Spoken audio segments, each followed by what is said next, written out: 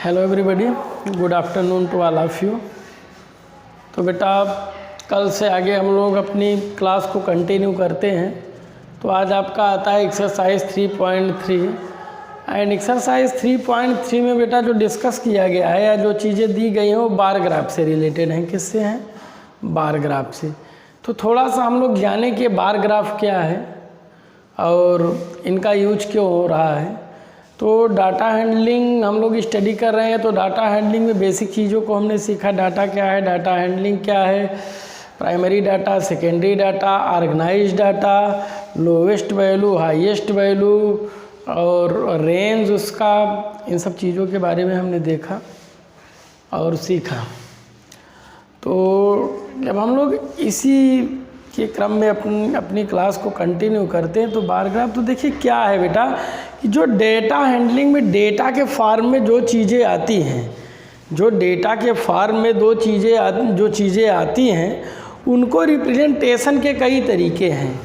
जैसे एक है पिक्टोग्राफ, एक क्या है पिक्टोग्राफ होता है, एक होता है बार ग्राफ, एक होता है हिस्टोग्राम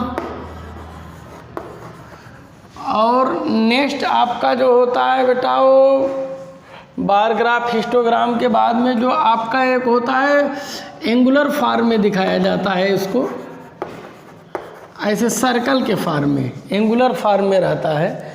तो हम आपका जो है आपके सिलेबस में केवल इसको स्टडी करना है। तो थोड़ा थोड़ा इन सबसे हम इंट्रोड्यूस करा देते हैं उन सबको, इसके बाद में इस पर आते हैं।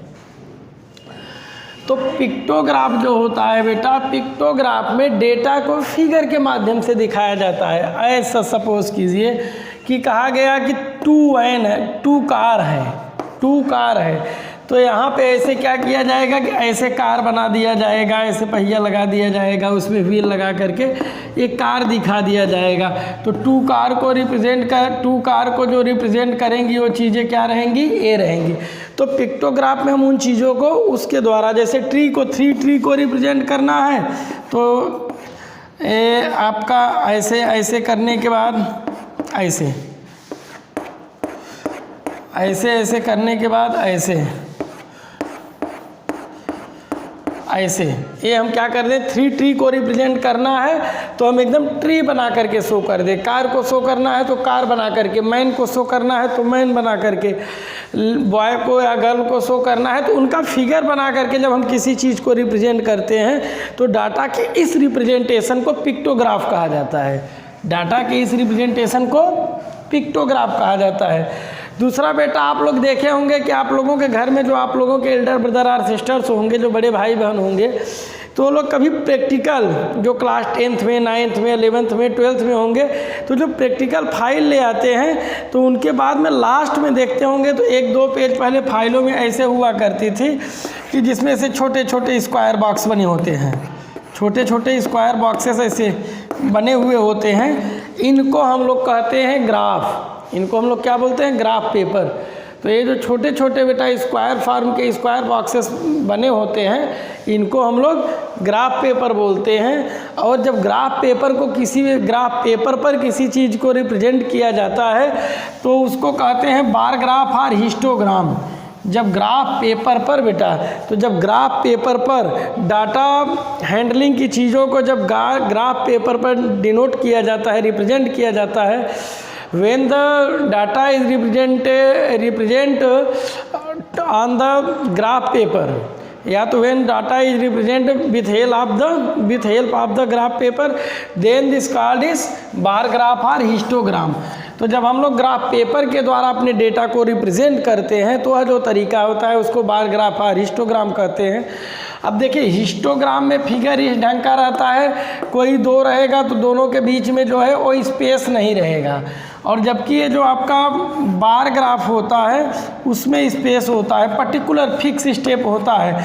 जैसे अगर इन दोनों के बिटवीन में 1 सेंटीमीटर का है तो इन दोनों के बिटवीन में भी 1 सेंटीमीटर, इन दोनों के बिटवीन में भी 1 सेंटीमीटर का डिस्टेंस होता है। तो इसको हम लोग क्या बोलते हैं? बार ग्राफ बोलते हैं। तो बार ग्राफ एंड हिस्टोग्राम दोनों में बेटा बस बार ग्राफ हिस्टोग्राम में वही डिफरेंस है, वहाँ पे एक दूसरे से ओवरलैप करते रहते हैं, वहाँ उनकी बाउंड्री एक दूसरे से ओवरलैप करेगी, वहाँ पे जो फिगर बनेगा इस ढंग से बनेगा और यहाँ पे जो फिगर बनेगा ऐसे स्पेस दे करके बनेगा।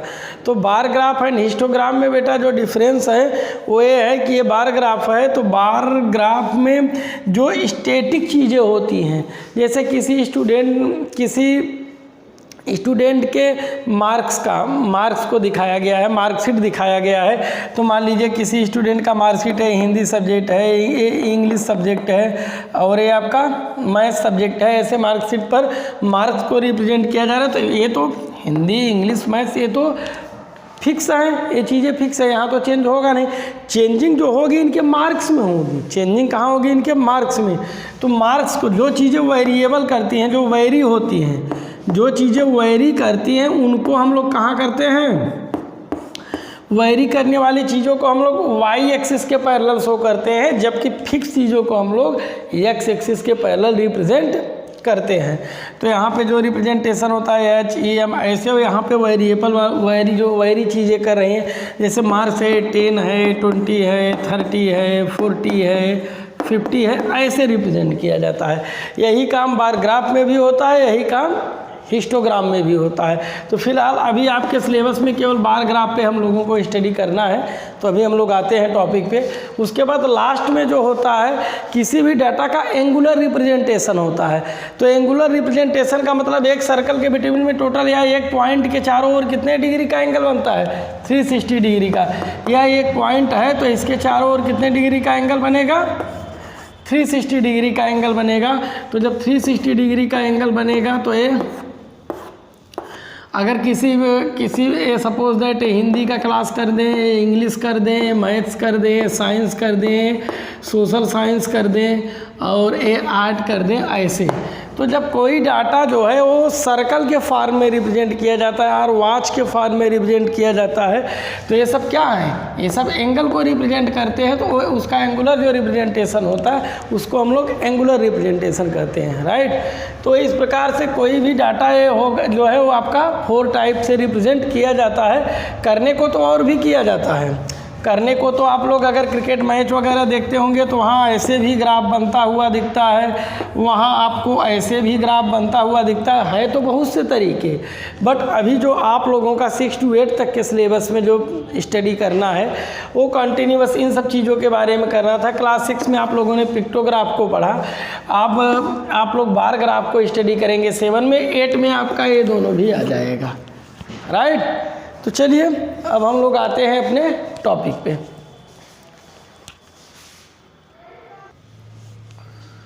तो बेटा अब हम लोग आते हैं अपनी एक्सरसाइज पे, और जो आपका एक्सरसाइज है एक्सरसाइज 3.3 है, अकॉर्डिंग टू NCERT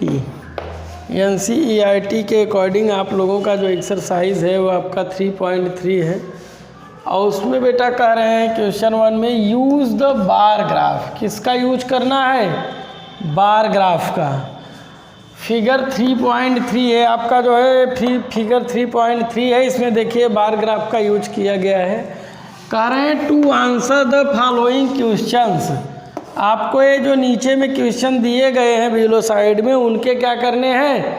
आंसर देने हैं।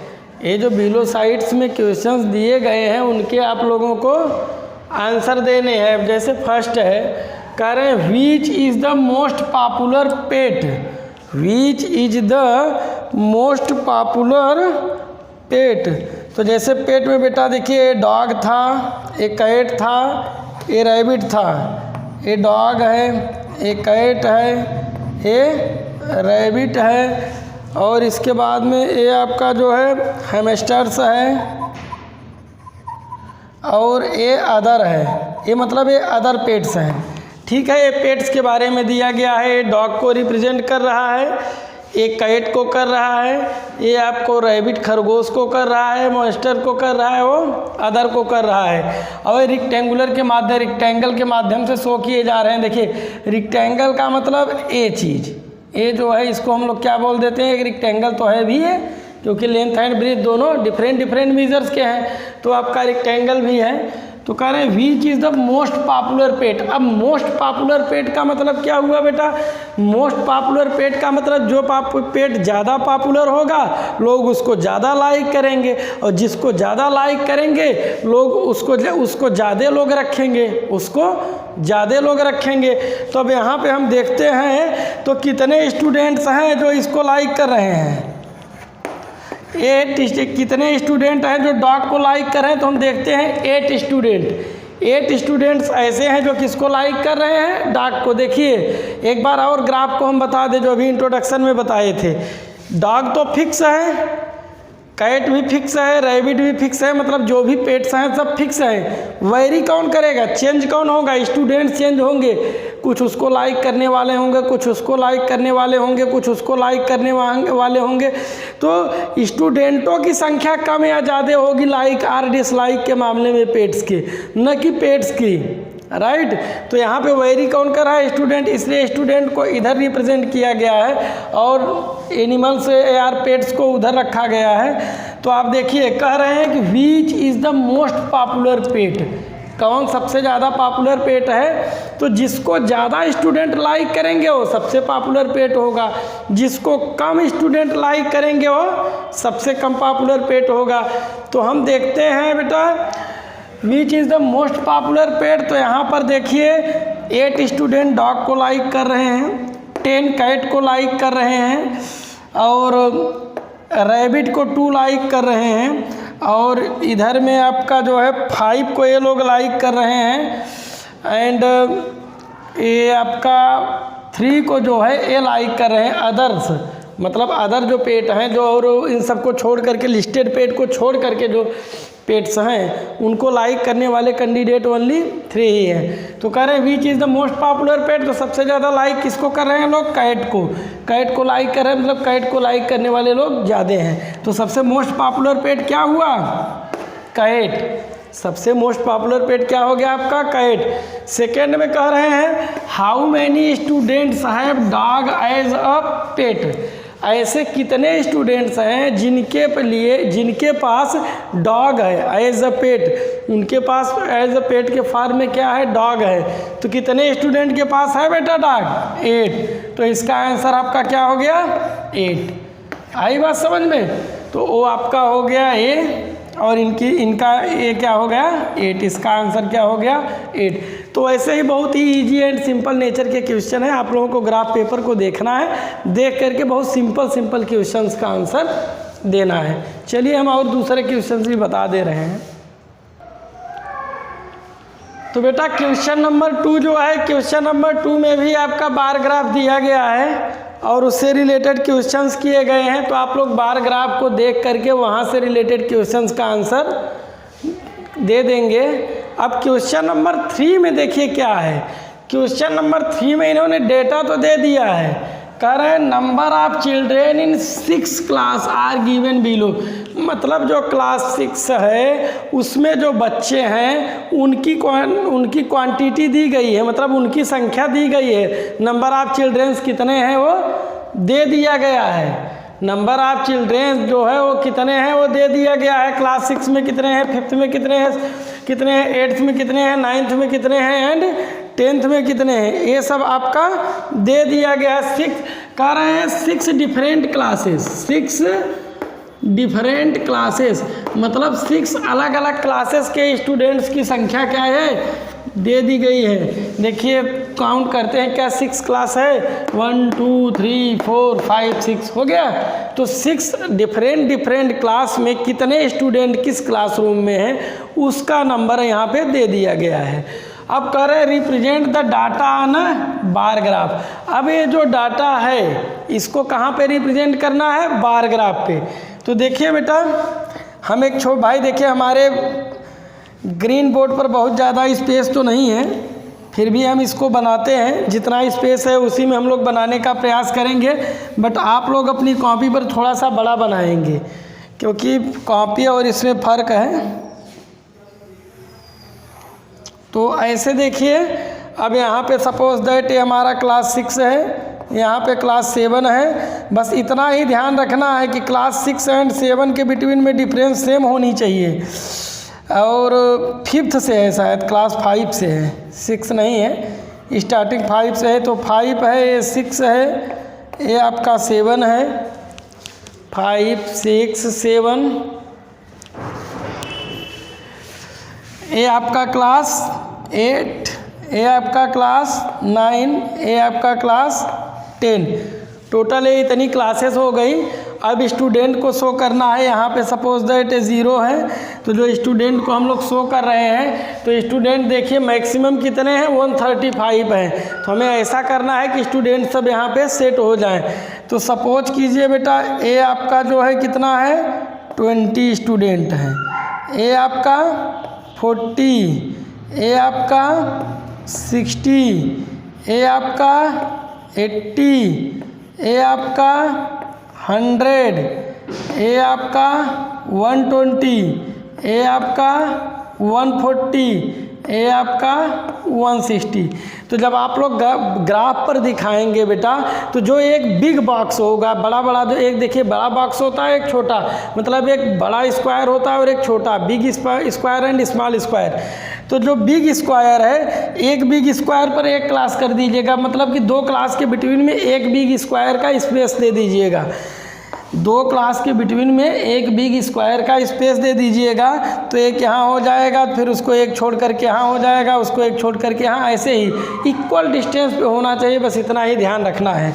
और अप साइड में जो है 1 बिग स्पेस पर 10 नंबर दे दीजिएगा। भाई हमारे पास स्पेस कम था, इसलिए हमने 20 लिया, बट आपके पास तो एक पेज पर एक ग्राफ पेपर पर एक ही क्वेश्चन को रिप्रेजेंट करना होगा, तो आपके पास ये सफिशिएंट स्पेस होता है।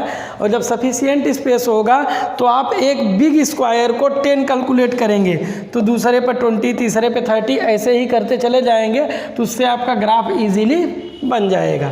तो अब देखिए 5th में कितने हैं स्टूडेंट, 135।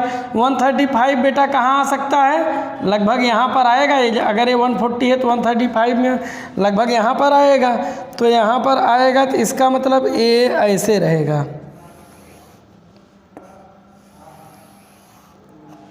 ये क्या हो गया, क्लास 5th का हो गया। अब 6 में कितने हैं बेटा, 120। तो 120 का सीधे सीधे यहाँ पे दिख रहा है, तो ये आपका कहाँ पे आ गया, यहाँ पे आ गया। इसके बाद 7th का आपका कितना है, 95 है। तो 95 आपका कहाँ होगा बेटा, मैक्सिमम लगभग यहाँ पर आएगा। तो ये हम ले आएंगे यहाँ पर, ये हम 95 को दिखा देंगे। हमारा डिस्टेंस थोड़ा सा ज़्यादा हो जा रहा है, बट वहाँ पे आप लोग मेज़र करके बॉक्स 1 बाई 1 स्क्वायर लेकर चलेंगे, तो फिर कोई प्रॉब्लम नहीं होगी। और इसके बाद में जो क्लास 8 में 100 स्टूडेंट है, तो 100 ए है बेटा। तो ये आपका क्लास 8 के लिए बॉक्स ऐसे बनेगा। क्लास 9th में 90 है, तो 90 का मतलब ए यहाँ पर आएगा। तो ये आपका क्लास 9 जो है आपका यहाँ पर आ जाएगा। और क्लास 10th में 80 स्टूडेंट हैं, तो मतलब ए यहाँ पर ऐसे आ जाएगा। ठीक है, इन लाइंस को नहीं ड्रा करने की नीड है, तो हमने इसलिए किया कि जिससे हमारा इजीली बन जाए। तो वहाँ पर ये सब चीज़ें नहीं रहेंगी। वहाँ पर आपका बॉक्स बाई बॉक्स डिवाइड रहेगा, तो आपको करना बहुत ही आसान हो जाएगा, बहुत ज़्यादा टफ वो नहीं रहेगा। तो ऐसे ये चीज़ें नहीं रहेंगी।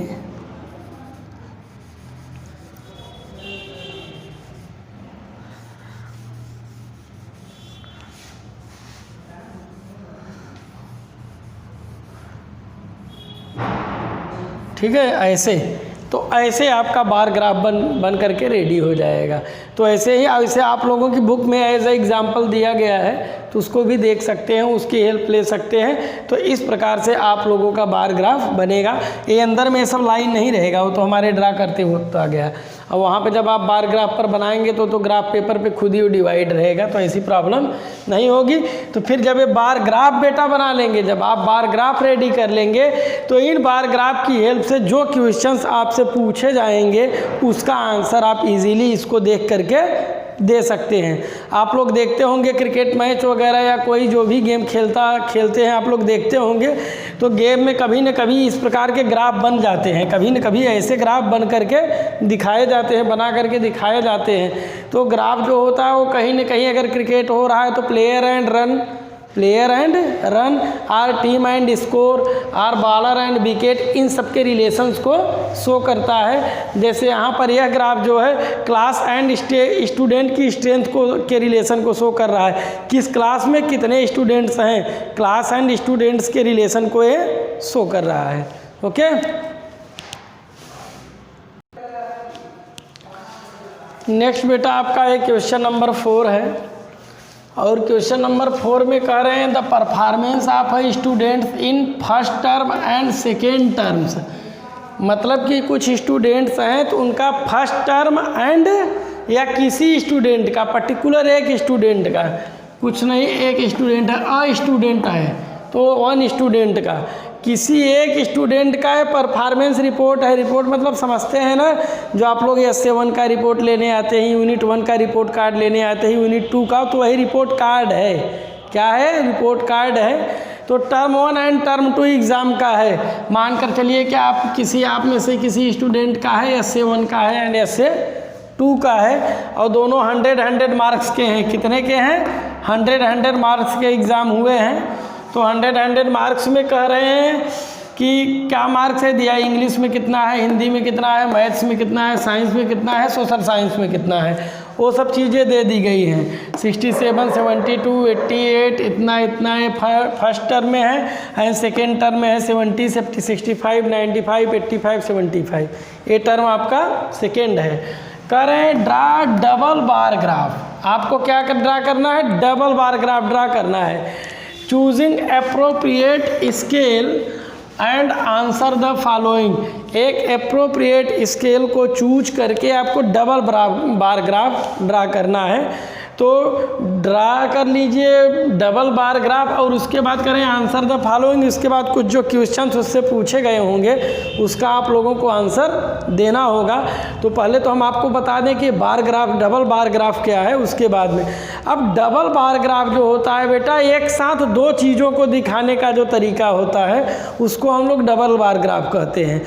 मतलब एक साथ दो डेटास को रिप्रेजेंट करने का जो प्रोसेस है वो डबल बार ग्राफ प्रोसेस कहा जाता है। बार ग्राफ पर ही किया जाता है, या ऐसे कह सकते हैं कि बार ग्राफ पर एक साथ दो डेटा को दिखाने का जो प्रोसेस है उसको डबल बार ग्राफ कहते हैं।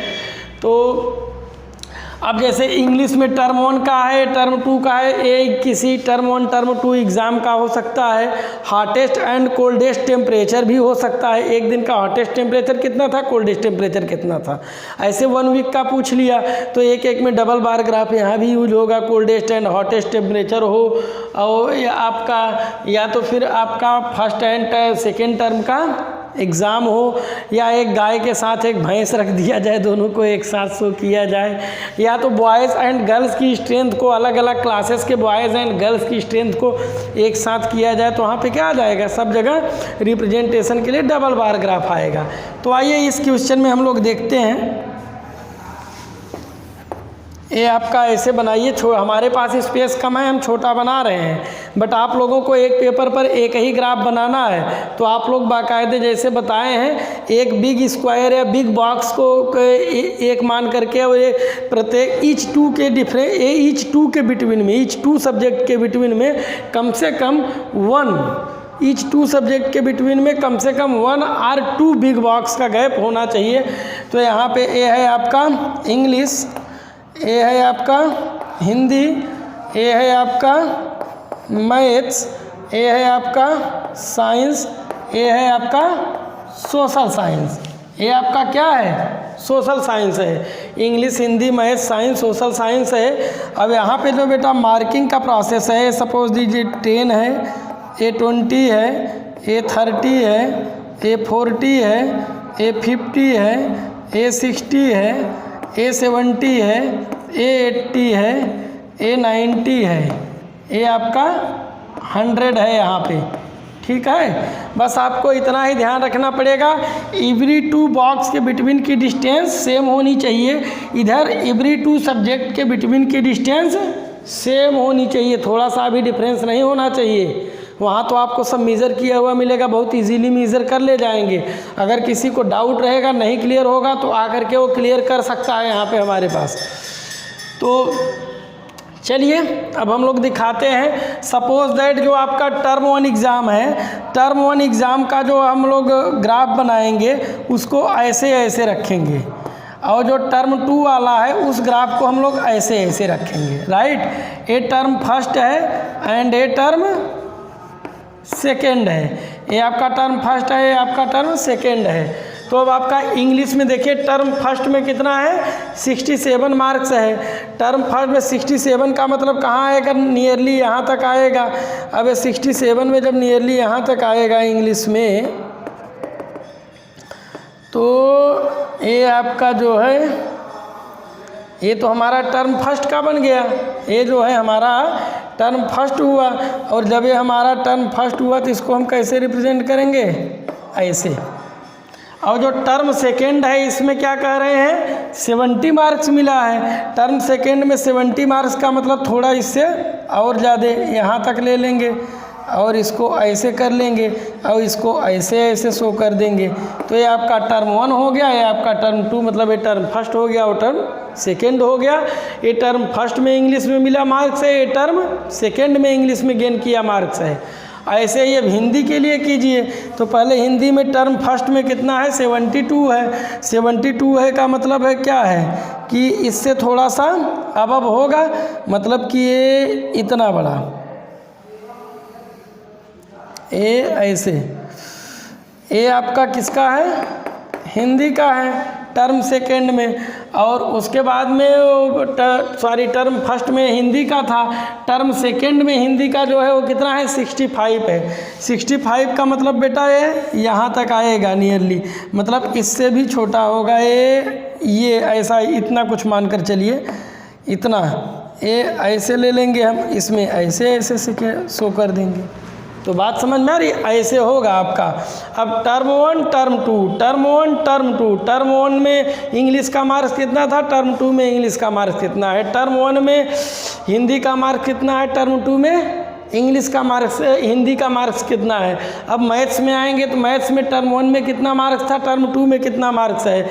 साइंस में आएंगे तो साइंस में टर्म 1 में कितना मार्क्स है और टर्म 2 में कितना मार्क्स है। इन सब चीज़ों को क्या करना होगा, ऐसे ही रिप्रेजेंट करेंगे तो आपका डबल बार ग्राफ बन करके रेडी हो जाएगा। और इसके बाद में जब डबल बार ग्राफ रेडी हो जाएगा तो जो भी क्वेश्चन किए गए हैं उसका आंसर आप लोग ईजीली दे सकते हैं। ओके, तो इस प्रकार बेटा इस एक्सरसाइज में और बहुत ज़्यादा क्वेश्चन नहीं है, सब इसी प्रकार के हैं और बहुत ही इजी नेचर के हैं, जिसको आप लोग वन डे, एक दिन में ओवर कर सकते हैं। तो आज के लिए बेटा जो SW रहेगा वो रहेगा क्वेश्चन 1 2 3 4 5 6। इसमें से 3 क्वेश्चन हमने बता दिया है, 1 भी बताया है, 1 2 के 2 1 के जैसा है, फिर 3 बता दिया है, 3 के बाद एक 4 भी बता दिया है। 5 6 आप लोगों को करना है, प्लस RS अग्रवाल में भी इसी के अकॉर्डिंग वर्क आप लोगों को करना होगा। ओके, तो ठीक है बेटा, मिलते हैं हम लोग नेक्स्ट क्लास में नेक्स्ट एक्सरसाइज के साथ। Okay, thanks.